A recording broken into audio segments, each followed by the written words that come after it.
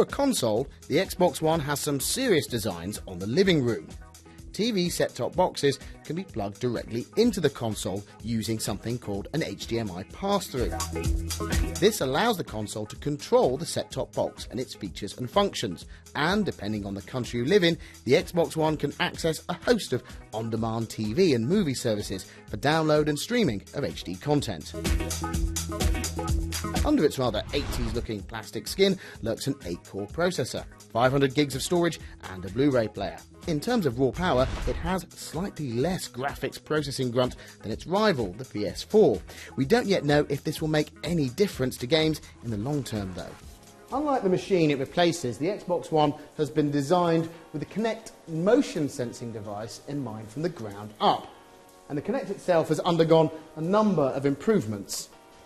It's now a lot more accurate. It can recognise a far greater number of points of articulation in my body, which helps with the accuracy. And it's this device that really puts some clear water between Microsoft's console and its rival from Sony. Thing is, it's no less tiring than the previous situation was. When you sit in front of it, the Kinect recognises you and logs you in.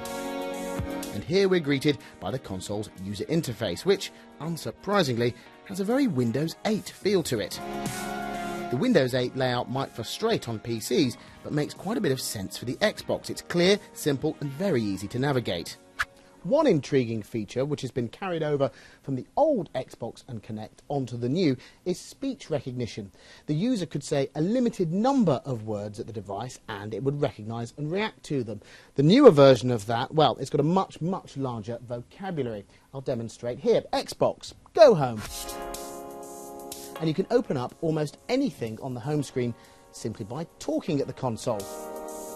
Xbox, Fast 5. Call of Duty Ghosts.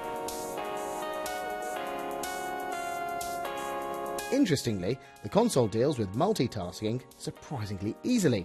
Apps can be added to the snap bar. Open the bar up and snap pretty much instantly between those applications. As far as the games are concerned, visually there's some pretty obvious improvements. There's now a greater number of lighting effects, and dust and particles are plentiful.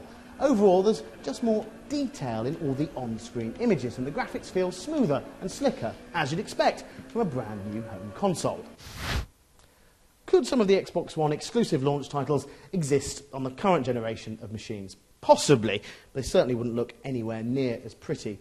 I suspect, though, it's going to take developers quite a while to get to grips with the power of this new console and create a truly next-generation experience.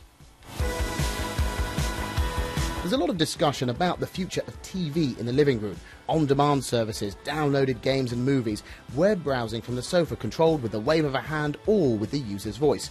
The Xbox One combines all of these elements right now.